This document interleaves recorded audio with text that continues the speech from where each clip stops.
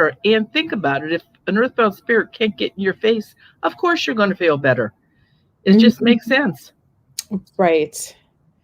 Um, so Natalie was asking, how do you know if you have negative energy on you or if earthbound spirit is messing with you? Could depressions, bad moods, etc., could those be signs or symptoms of?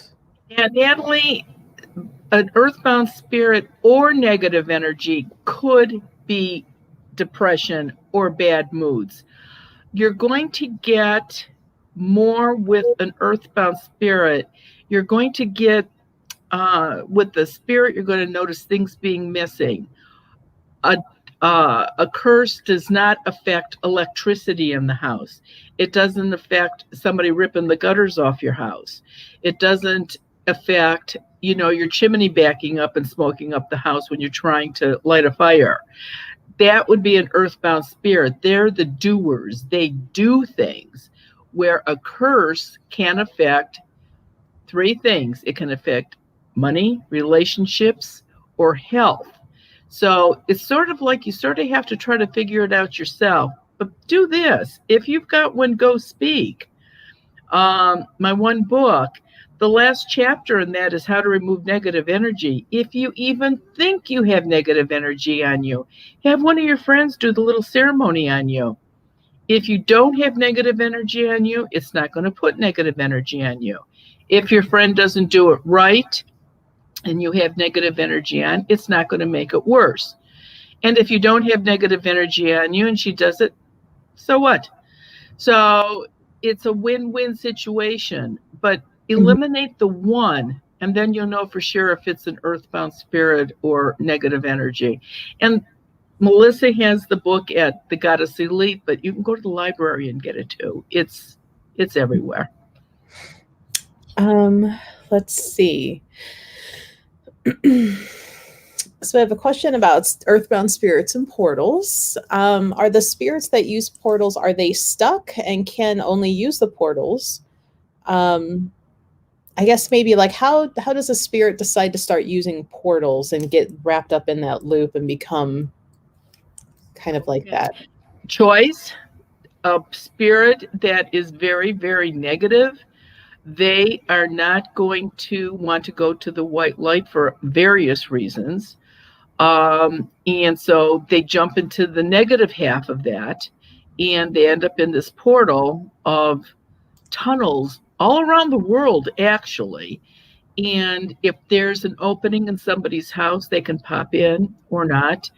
But they're definitely earthbound. The difference with them is, though, that they have to get out of your house.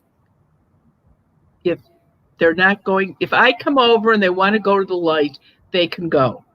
But if they don't want to go, then they have to pop back into the portal.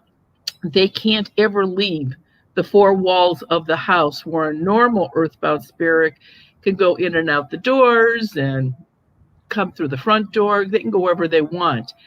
But a spirit that comes out of a portal cannot. And they are nasty. Portal ghosts are, oh, they have such a bad attitude. They're just not nice. And a lot of times when I'm talking to somebody on the phone and I see somebody standing behind them in a orange jumpsuit or a striped suit, I know they died in prison. So who knows what they did. But that's the difference. And the ones that come out of a portal, they don't mingle with any of the regular ghosts in that house. They avoid them just like the other ones do. They don't hang out together or anything like that. Um, what about the portal keeps them trapped to just the portal? That was their choice to go into it. And I guess I don't know if, it's like, gee, do you sign an agreement that once I'm going in there, I'm never coming out, or I have to be in there? I don't Right. know. I Yeah. really don't know. That may be if, because like I said, they've done, some of these people have done heinous things. And I just wonder if they're just like, isn't even a choice, that's where they have to spend the rest of their life. But then I think, no, that can't be right, because if I make the white light, they can walk into it. So that can't be right. sometimes I have more questions than answers. I just got to go with the flow, and sometimes something will hit me up the side of the head and go, oh, that's why it's working. Oh, So right, it's a right. learned thing. It truly is. Gotcha. So Renee, who is with us on the Zoom, said that you had an earthbound spirit in his 20s that died in a motorcycle accident. Determined it was in 2008, and you thought his name was Ryan or Roger. Her husband found out that a guy in his 20s did die in a motorcycle accident in 2008, and his name was Ryan Rogers, last name left off for privacy. Oh, for heaven's sakes. So I got it 3/4 right. So, So maybe on top of, dad that's running around in the house, right? yeah, yeah. Um, Now, there was another part to that, though. He was looking for somebody, and I do not remember the name of the person he was looking for. If that was right or not, I don't know. But I know he was looking for somebody by a certain name. And she couldn't think of anybody around her, or it wasn't her children's name. So I don't know. I don't know if that part was accurate. It's hard. I'm not a psychic. And it's hard sometimes to pick up on that stuff. So, some people probably could just do it in a snap, but not me. right, right. But that's still fun. It's a fun story. So Christina had asked, when's the next Zoom? That's January 8th. There's 4 spots available. And we'll put the link up here a little bit, a little later. What do you think is the best way to get rid of an attachment when it's involved in a haunting? What I have said for years and years and years, there's always having an ordained priest or minister come in and bless the house, because they can throw holy water around and there won't be any repercussions. You try throwing holy water around and you're going to know you made a big mistake doing that. But my big thing is smudging. I really, really believe smudging works if it's done correctly. And that's the whole thing. Somebody that does it once a month, or only does half the house because they didn't have time, or they didn't get any smoke in the attic or crawl spaces or the attached garage, you're wasting your time, you're wasting your money. If you don't do it right, it is not going to work. And the other thing is, it only lasts for about 14 days, 2 weeks. If you don't do it on a regular basis, again, you're wasting your time and you're wasting your money even buying a smudge stick if you're not going to do it right.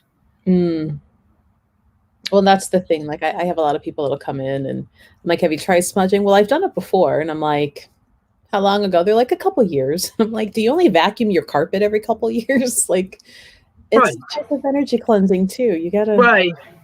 If you think you're having that kind of a problem in the house, why would you not do it correctly? Why would you want to share your space with somebody you didn't invite in your house?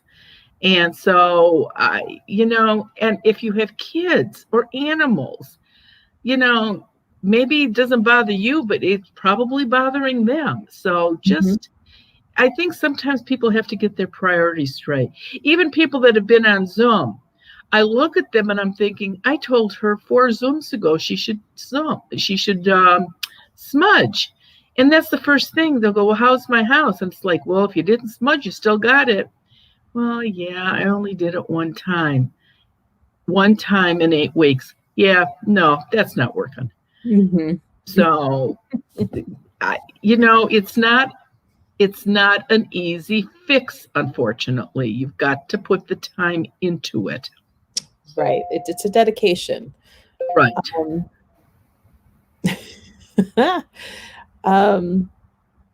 Looks like we may have had, maybe we're down to 23 spots for January.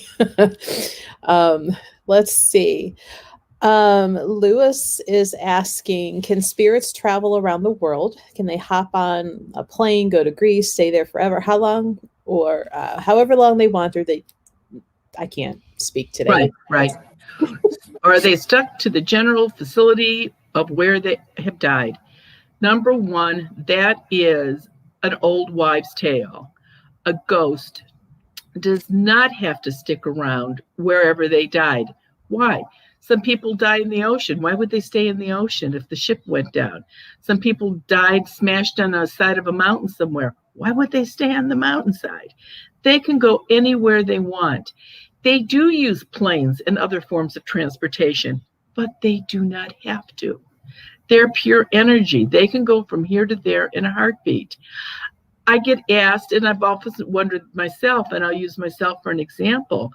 If I die and I don't go into the light, which I'm going to, but if I would make the choice not to go and I lost my light, why would I be hanging out in somebody's house in the neighborhood? I'd be in Paris. I'd be going through the Grand Canyon. I'd be in Rome. I'd go see things I couldn't see when I was alive. But people are creatures of habit. Even after they're dead, they do what they're used to. And obviously, I don't go zooming through the Grand Canyon, and I've never been to Paris. So I wouldn't do it when I was dead either.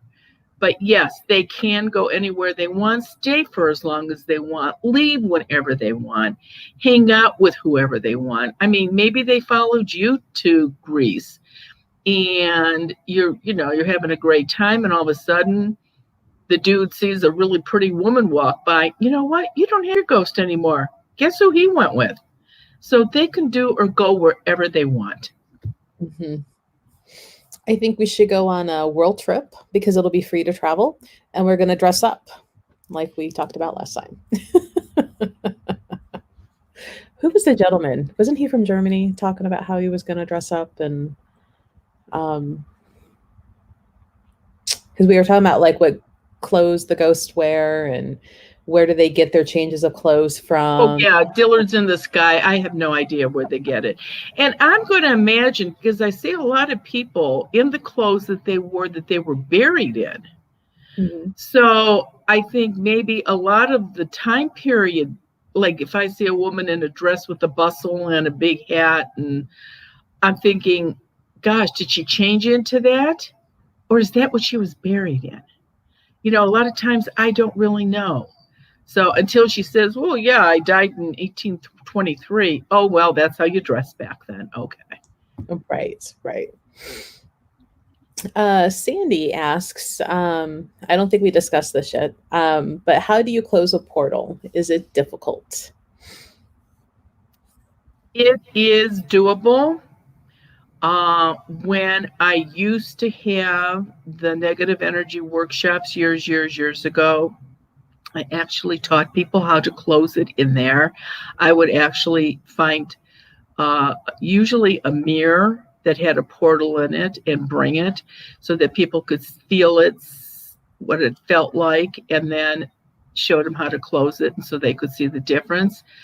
But over a phone or Zoom, it really is impossible. The best that I can do, because I'm not exactly going in houses now, but if I can pick up on a portal in somebody's house, no matter where they live, I can usually tell you which wall it's on or what part of the house it's in.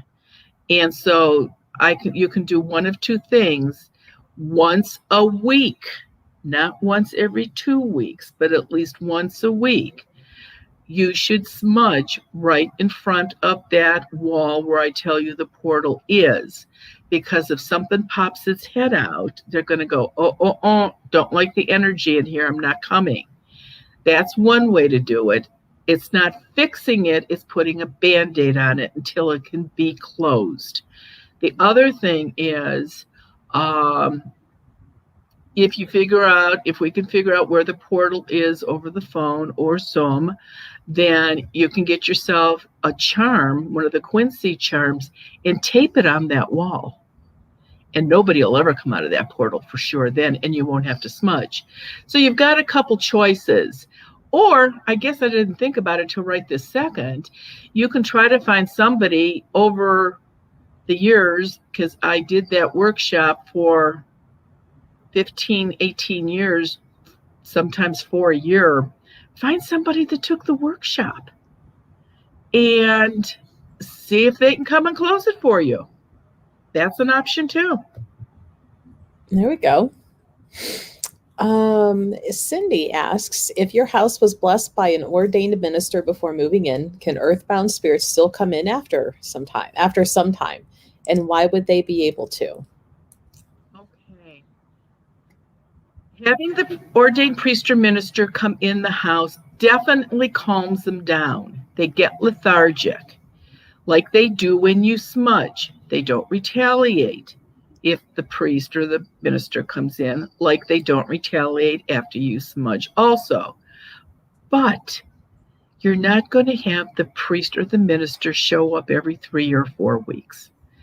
And that's all it will last. So, yes, even if the house was blessed before you moved into the house, that doesn't mean that somebody isn't going to move in 2 or 3 weeks. Absolutely, it does not stop them. The smudging is long. I mean, the priest, the minister, some people are just more comfortable trying that first. But the smudging is actually more of a foolproof way to keep them lethargic. And if you do this every 2 weeks for 3 or 4 times, they're going to get disgusted and hopefully leave because they can't get any energy. So you are moving them along yourself pretty good. And again, I'm referring back to Zoom. Some people have definitely smudged and they ordered charms and they got back on Zoom. The house was clear because they had smudged. And they put the seeds over the doors and they're never going to have a problem again. So, but no, blessing the house is terrific. I mean, I'm all for that, but I think you have to do a little bit more than that. Right. Let's see. Natalie asks, how do you get a curse? Does it come from an earthbound spirit? She's having issues with money, relationships, pretty much like the top three, what money, relationships, work. No, absolutely not. An earthbound spirit can not put a curse on a person, place, or thing. A live person puts a curse on somebody, not a dead person. And it's usually 90% of the time, it's a woman. A woman will put a curse on somebody. A guy will punch somebody out before they put a curse on them. A woman will get even. In all honesty, we're meaner than men, and we do get revenge. So that's usually where it comes from. Look at mother-in-laws that weren't happy with you. Look at ex-wives, ex-girlfriends, a co-worker that maybe you got the promotion and she didn't. I mean, think about it. You don't like your neighbor, and every time you see your neighbor pull out of his driveway, you go, oh, you son of a gun, I hope you break your neck. Now, you didn't do some kind of a big ceremony and put negative energy on him with his pictures and, I don't know, chicken blood or something. But just doing that every time you see him is going to put negative energy on him.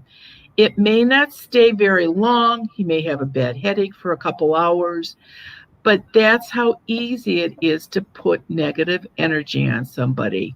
You're taking a pot of soup off the stove to put on the counter to cool, and you drop it. Everyday language. Oh, God damn it. Come on. Who are you damning? The pot, the floor, yourself? Think before you speak. Somebody cut you off on the road. What's the language that comes out of your mouth? Think about it. You really have to think before you speak sometimes. And which is real easy for me to say, because after I turn 70, I don't have a filter anymore. But if you're under 70, you can probably still control what comes out of your mouth.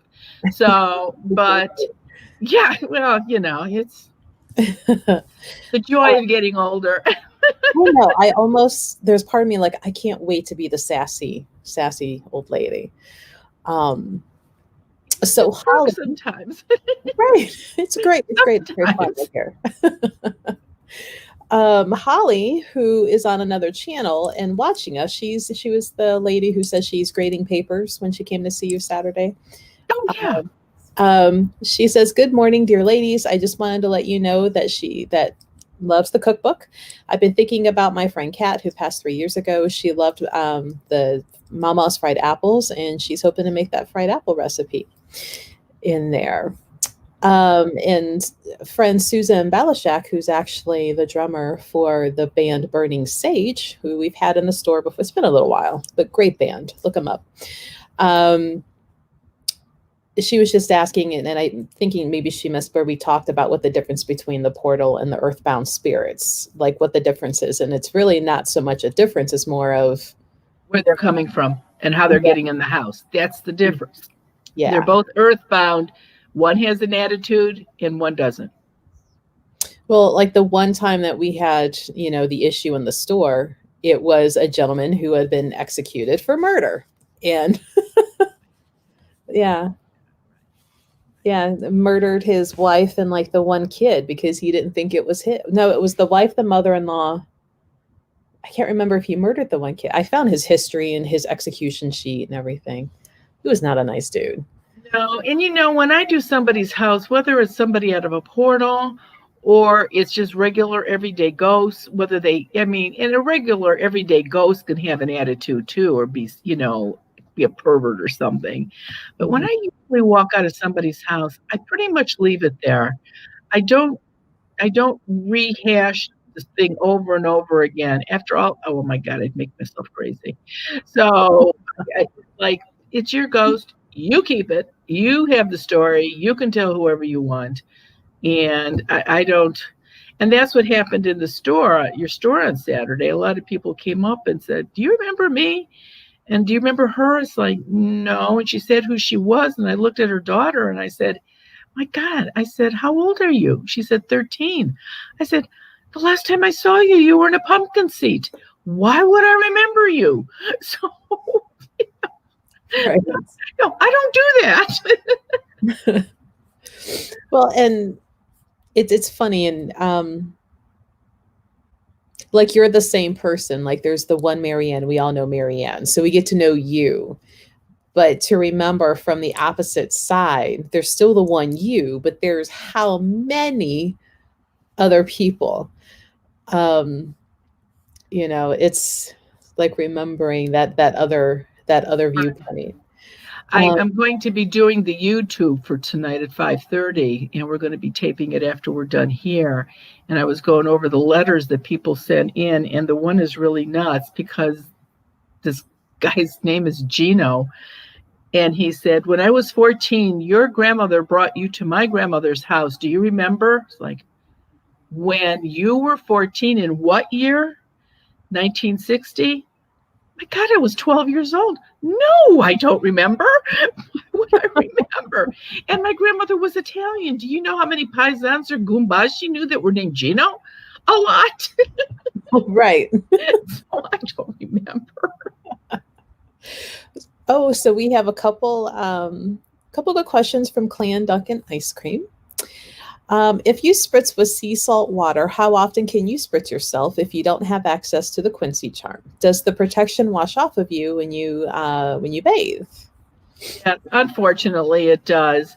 I mean, if you spritz yourself when you have your clothes on, then it's going to obviously stay on your clothes until you wash your, whatever you're wearing. But the skin, of course it will, or it'll wash off every time you take a shower. It'll stay on you if you bathe and throw, a handful of sea salt in the bath water. But a lot of people shower only. They don't really like to, take a bath. It takes too much time, showers quicker. So that's why I actually have the Blessed Sea Salt soap that you can shower with that, and that will protect you. And again, unfortunately, only till your next shower. It's not going to, if you don't take a shower every day, then it'll last as long as you don't take a shower. Let's put it that way. We don't need to go there. Maybe you should make a line of Blessed Sea Salt to add to the clothes washing machine. You can just throw regular sea salt in the final rinse of your. Years ago, that's what I would tell law enforcement people to do, or firemen. A lot of them don't wash their own clothes, their uniforms that come in and out, so that you can't do it. But if you're in in one of those jobs that you wash your own clothes, then you could absolutely throw some sea salt in the final rinse of your washer. Nurses, anybody that does their own uniforms, I would definitely do it for that. The problem with that, though, is that if you have a new washing machine, once it starts washing, it locks and you can't open the lid until the washer is done, which is really aggravating because you can't add anything if you forgot it. But if you don't have a new wash machine, you should be able to do it. That's fun. So, going back to the conversation last week about naked ghosts and them changing their clothes. With naked earthbound spirits, do they know that they are naked? Do they get clothes when they go into the white light? Well, yeah, I would think that they would know they're naked, but they just don't seem to care. I mean, it's not like they're trying to be modest or anything, which I wish they would. But, and I don't know I don't know. I've never seen inside well, I have. I just don't remember. I don't know what they do in the I don't know.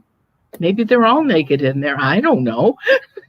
I don't have any idea. The white light, the nudist commune. That's right. I don't know. Lewis asks, who is the most interesting ghost you have come across? I've run across quite a few that were really cool ghosts, but the oldest one that was sort of famous, not very many people knew that William Shakespeare had twins. He had a set of twins. And I actually ran across one of his twin daughters, like dead for 400 years or something. And she was actually, and I was not in London, I was here. And she was actually in Akron, which is a suburb here, outside of Cleveland. And her father or grandfather, I don't really remember which, had bought an old leather manuscript when he was in London at some kind of an auction. And she followed that manuscript here. Mm-hmm. So that was the most famous one. I mean, I've run across movie stars and actors and actresses, but like I have never found John Lennon or Cary Grant or anybody like that. I'd like to, but I never have. I'm going to forget because I never remember her name. On the set of Ghost Whisperer, I ran across, what's Victoria Barkley's real name, Ted? Barbara Stanwyck. But I only remembered her Victoria Barkley from the Big Valley. So didn't she kind of like yell at you for that? Like, how dare you? I think it's sort of, I said, oh my gosh, it's Victoria Barkley. And she sort of smiled a little. I think she liked the recognition that I knew she was a star, in that. And I says, oh my gosh, I watched that every time it was on when I was a little girl. I loved it. And, right. And she was feisty. Oh my gosh, was she feisty? She was such a bitty little thing. I mean, she had a waist that couldn't have been 15 inches around. She was so tiny. But boy, did she have a loud voice. She was so angry. But I got her to cross over, so it was good. Tiny but mighty. She really was. She hated the way TV was being in movies. She was so disgusted. Well, there's nothing that isn't on TV anymore, and she's prim and proper, and that just totally grossed her out that the way movies are being made. So, right, I bet.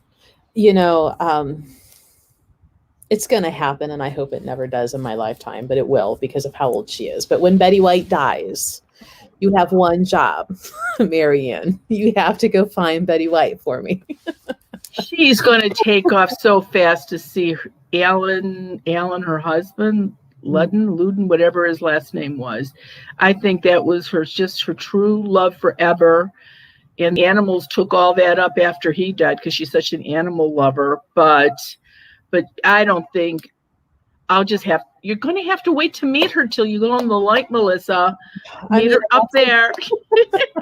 I got to meet Robin Williams very briefly, and he was such a kind little guy. He was shorter than I thought he was. Tiny little man, yeah.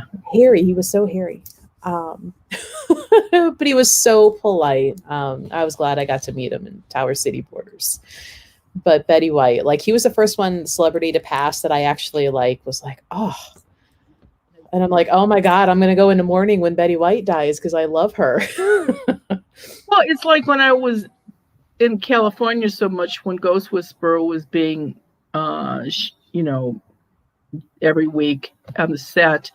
And so I did a lot of movie stars there. And it's crazy because any of you that I've done a house for, I come in, I sit down at the kitchen table and I don't move. We talk, the ghost comes to me, talk to them, get the information, make the white light, and they go. But it was really funny because once I would do that in some actor or actress's house, after the ghost would leave, I had to say, we better go through the whole house just to make sure. Just because I was nosy, because I wanted to see what the house looked like. And then they got a little depressing, and I thought I better not do this anymore. Oh, Lewis says that if he were me, take you to Hollywood anytime a famous person dies. We got a lot of Betty White and Robin Williams fans here. Sure. So I'm not the only one. Great people. And how Robin was getting through Tower City without people mobbing him. He was walking around with dark sunglasses, a hat, and a jacket, walking really, really slow, holding onto the arm of his assistant, acting like he was blind. Oh, seeing. And the way we figured out who he was, he apparently was a huge graphic novels fan. He bought a huge stack of hardbound graphic novels, and it was the Gunslinger series. And my cashier, was like, is this all for you? And he just kind of nodded, and she's ringing him up. And at the end of the transaction, he paid with a credit card, and she's looking, and she's like, hands it back. And she goes, well, thank you very much. Have a great day. And it's when he said, thank you, you as well. We heard the voice, and we were like, oh. Him. Okay. So, I went around and talked with him, and he signed for me, and he goes, thank you so much. He goes, where might I find movies? And I said, that FYE right there is the best movie place in Tower City.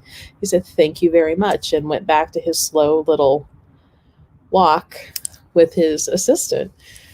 They have to learn how to do things like that, especially when they're so famous. They have to be able to just blend in and look like a normal person.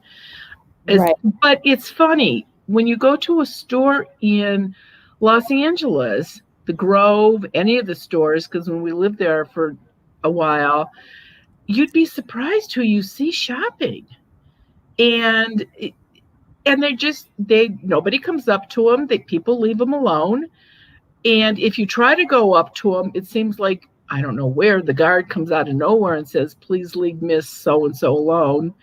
Mm-hmm. But they do. In Hollywood, they do just go into stores and they seem like they're sort of normal. Mm-hmm. It's outside of their area that I think they have to be more protective. Well, I always gave my new employees in Tower City an extra layer of training. Like, if a celebrity comes in, act like they're not, especially if they're not already mobbed. Don't ruin their book experience by going, oh my God, that's right. Don't ever do that. Right. that was a perk of putting up with Tower City, was we got a lot of celebrities in, and but Robin Williams was the only one that I cared about getting. I didn't care about Sammy Hagar when he was in. I didn't care about the basketball guys when they came in. Right. Yeah. Let's see. Okay, I'm done hijacking our live here. So Patrick asks, is the white light that you create, is it similar to the white light that people use for protection? Yes, it is. It's just bright white light that you are, that I put over an airplane before I get on it. Or, like I said, when our girls were learning how to drive, I would cover their car in white light before they would take off and get on the street. And so, yeah, it is. I think there's only one white light. It just depends how you use it. Okay. And Sandy asks, can you share some of the funniest Earthbound spirits encounters you've had?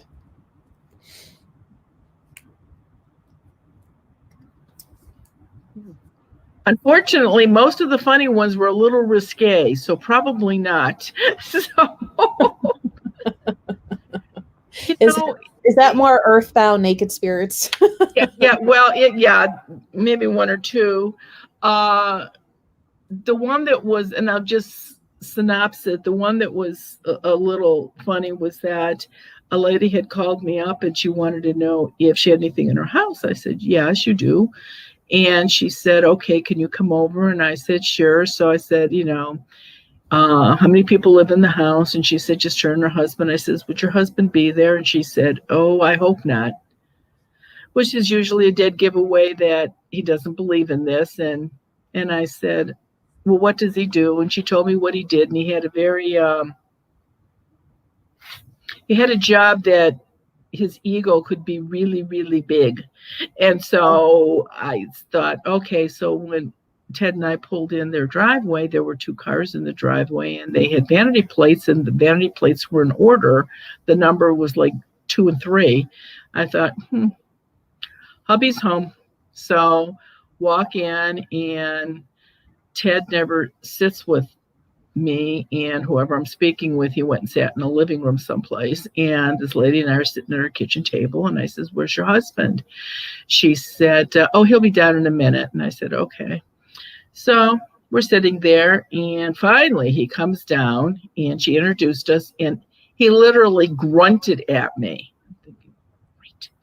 So I'm trying to talk to her, but I'm looking at him to include him. I'm talking to her, but I'm looking at him. And I said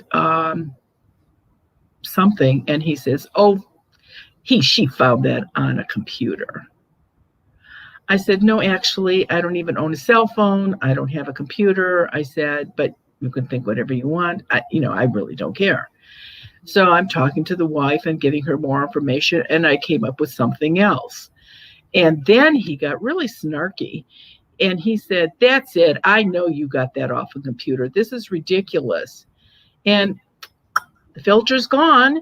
So I said, listen, I didn't knock on your front door and ask to come in. Your wife invited me. I don't care if you don't believe this, but stop being so rude. I said, go sit in the living room with my husband. And he walked out. And then I looked at his wife, and bright red from the neck up. I thought, oh, I got her in trouble. I'm thinking, oh, there you go, Mare. Open your mouth, put your foot in. So we got all done. I let the ghost go. And back, then you could hug somebody goodbye. So I stood up and I gave her a hug, and I said, I want to say goodbye to your husband. She went, oh, no. And I said, no, yeah, really. I says, I think it's really important that I say goodbye to him. And she goes, no, he won't be happy. And I said, listen, I'm going in your living room. I want to go say goodbye to him. So I walked past her, and I found the living room. It was a big house. And off the living room was a small room that maybe was like a little library. And he was sitting in there at a big, pretty desk. And I walk in, and Ted's sitting on the couch, and I said to him, hey, I'm leaving. I says, come on, give me a hug. He said a few choice words. And I said, well, I'm not leaving till you come give me a hug. I have to give you a hug before I leave. He said, No. And I said, okay. Well, Ted had stood up waiting for me to come with him. I said, sit down, hon. We're not going anywhere. And he just got so angry. So he stood up and he stomped around the desk and he walks up to me.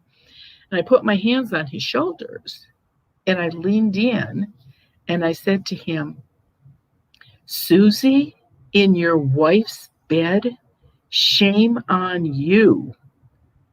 And he pushed me back and he looked to where his wife was standing. I said, no, I haven't told her yet. Susie was his wife's best friend. And when she was at work, they were having a good time. And I said, just behave. And I turned around to leave. And then I turned back to him and I said, oh, by the way, I got that off a computer. And he just looked at me. Well, the ghosts that were in the house, they love to tell you all kinds of things. And one of the ghosts said what he was doing. And so that's why I knew. Mm-hmm. And I really never call anybody back after I clear a house. I figured you paid me. If it's not working, you're going to call. And I waited about a week because I knew she was really upset about me telling him to leave the room. So I called her and I said, hey, it's Marianne. I says, how's your house? She goes, oh my God, the house is wonderful. She says, I don't think this house ever felt this good. And I said, great. And then I asked, I says, and how's your husband? She goes, I swear he wasn't this good when I married him. Like, yes, it's working. So hopefully he's not seeing Susie anymore. But right. But so and that's the thing. I get information that isn't going to help anybody do anything about. And I try not to be mean to people. Well, Lewis has a good point here. And because you've done work in Hollywood, being out there for Ghost Whisperer, bringing it back to the clothes and the naked ghosts. Lewis is in the fashion business and says he feels like there's some really catty dead designers who won't stop knocking over stuff at his classes. Have you ran into designers, not just movie stars? Oh, yeah. Makeup artists and hairstylists and other actors, but anybody involved in studio work, including fashion. Oh, yes, absolutely. I mean, they will actually, I don't know if you're from the bottom up, but, take pins out, rip out seams on dresses or stuff that's being made. Yes, absolutely. I ran across a lot of that in New York, especially when they have the fashion shows in New York twice a year. I've been invited up to that actually more than once, and by some of the people that did some of the creative stuff. And and the jealousy. And unfortunately, most of them really have bad curses on them. It's jealousy. And that is 9 times out of 10, that is the reason that people end up with a curse, because somebody's jealous. And think about your line of work. Of course, you're going to have people that don't want you to succeed. So get the book, and if nothing else, do the little ceremony. Have somebody do the little ceremony on yourself, because that's probably something that you've got a problem with. And the instructions in there also tell you how to clear an area. And you may want to do your workshop or where your creative thinking is being done at, so that at least earthbound spirits can't come in that. You can do some things to protect yourself. Oh, and it says P.S. If he dies before you, he will pop in and do a runway performance for you to write about in the next book. Oh, well, that's terrific. But I hope I don't see you too soon. So. Right. There was one other, and this sounds kind of like an angel issue. So not issue, because that sounds bad. Story. Drew says, one of my dream visions after my mom passed, when I was in a waiting room, and this guy I got angel advice from pokes his head in and tells me to pick up the phone. My mom is on the phone. And his first thought was like, she's passed. I can't talk to her. Yes, you can. That happens in so many houses. Somebody dies, and I have to admit doesn't happen very much on cell phones or portable phones, but when phones were hanging on the walls, or like my phone that I use, the desk phone, the old desk phone, um, it was pretty easy for a spirit to get on that and talk to somebody, but it usually happened within 2 weeks after somebody died. And they would get up in the middle of the night to go to the bathroom, and they'd be walking back into the bedroom, and their little princess phone would do a little pss, pss, little, not a real ring, like a half ring. And they'd pick it up, and of course, if you had one when you were younger, the princess phones light up. They have a little light on them when you pick up the receiver. Mine in my bedroom still lights up. So anyway, don't laugh at me, Melissa. That's what I use. And so, and it'll go, hey, honey, I'm fine. Don't worry about me. I love you. You'd be surprised how often that happens. So it can happen. And it's a nice thing. It really is. Michelle asks, are you still doing people's houses? With this virus, I'm really, really hoping that now that we've got the vaccine, that things are going to ease up. I really, really hope so. I have done some on an emergency basis, mostly because little kids were involved, and I just hate it when kids get hurt. But when I do it, it has to be only one person in the house. And if there's children that live in the house, which now that I'm usually are, if I'm doing it now, they cannot be there. And but no, as a matter of fact, we got asked on Zoom last night. Renee from Minnesota wanted to know if we still were taking, or when we were going to start taking reservations for like the carousel that she wants to. And she says, are you going to be opening those up? I don't know if we are or not. We don't know how things are going to go. I said, she's probably going to put it online. She says, and if you can't do it, you'll get your money back. I said, well, of course. And so I don't know if, what we're going to do. But I had to laugh because Renee, and I don't think she'll mind me saying it, Renee lives in Minnesota. I said, you're going to come all the way to Cleveland? She goes, oh, yeah. I said, okay. So maybe her father will come with her, and the kid that got killed on the motorcycle. Maybe we can get rid of him that way. Cross them on over. That's right.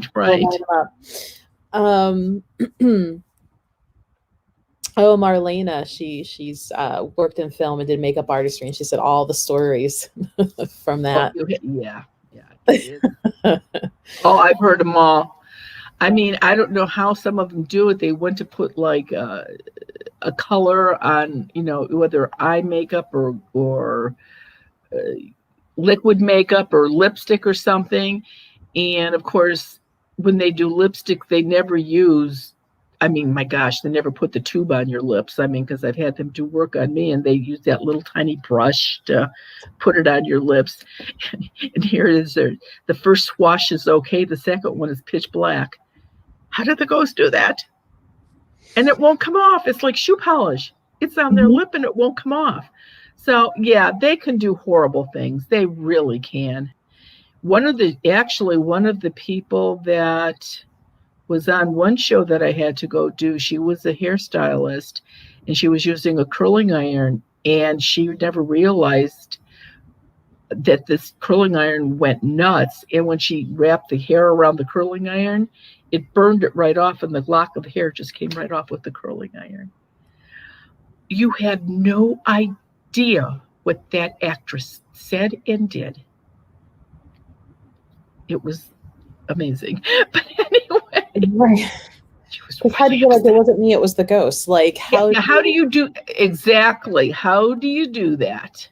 How do you do that? See, whereas things are going wrong for me, I don't blame ghosts. I blame the damn fairies. Like those Well, Like, I just wrote it down where to go. I'm like, those damn fairies. and you're right, because they are nasty little buggers. They really are. So They're not the cute little Tinkerbell Disney not thing. at all. Well, we are almost at 11 o'clock already. That went by quick. Here we go. Here is the link to book in with the next Zoom, which would be January 8th. There are 3 or 4 spaces available.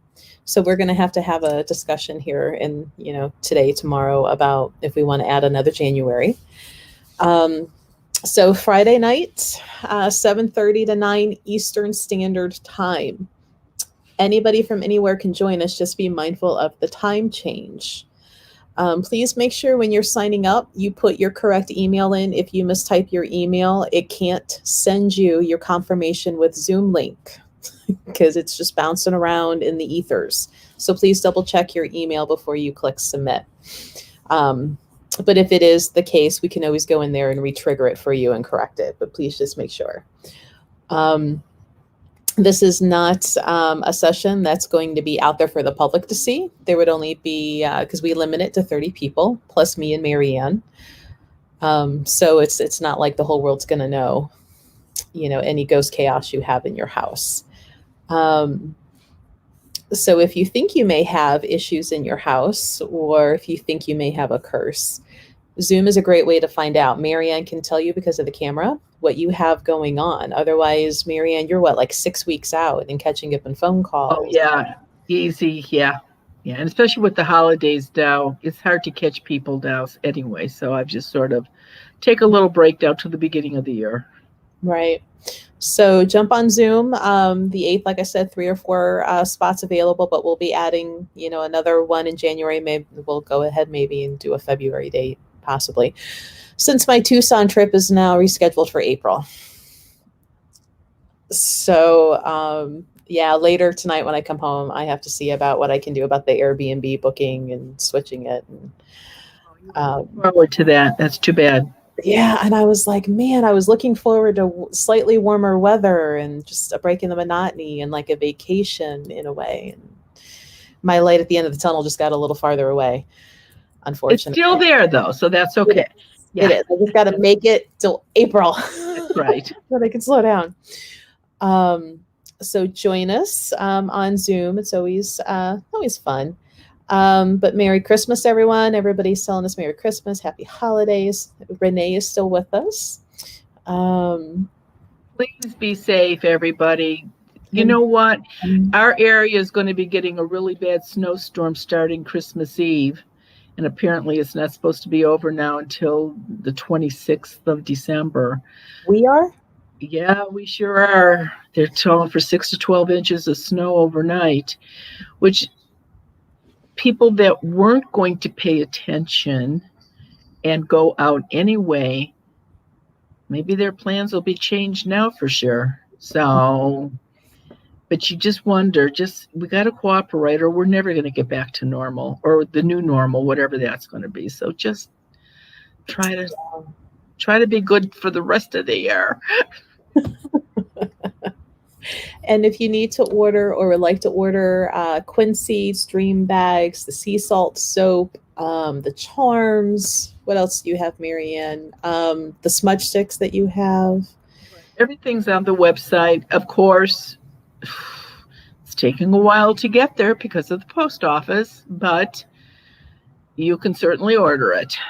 Now, are you and Ted still offering, like, if they're in the area, you'll meet them in the parking lot of like a post office? We will. Ted's been doing that for the last couple of days. He's been meeting them at a designated place, and because they're obviously not going to get them, for sure. But the discount for it only being $3.99 for shipping through December is still in effect until January 1st. So if you don't need something right away, or if you're out of state, at least you'll get it eventually. Right. So otherwise, we will be back next week. Well, we will. Last one of the year next week. It is. It's for as much as 2020 has been a royal pain, it's also kind of like, where did it go already? Like it's already over. It's been a long year. Uh-oh. What happened? There you go. Oh, for a minute there, like your sound went out. I saw you talk, but I didn't hear Yeah, you. no, I said even though it seems like it's gone fast, it's still been a long year. Yes. It'll be. I'll be glad when. I think everybody will be glad when this year's over. Put it behind us. Put it in the books. That's right. So more well wishing, and but thank you everybody for joining us. We'll be back Wednesday at 10 a.m. Join us with your coffee or your tea, or I guess if you're on the other side of the world and it's nighttime, your beer, your whiskey, whatever. London, your ale. You're right. Yeah, we have Stout. we no judgments. Bring what you want. That's right. That's right. But thank you, everybody, and we will see you next week. Thanks, everybody. Be safe. All right. Bye-bye.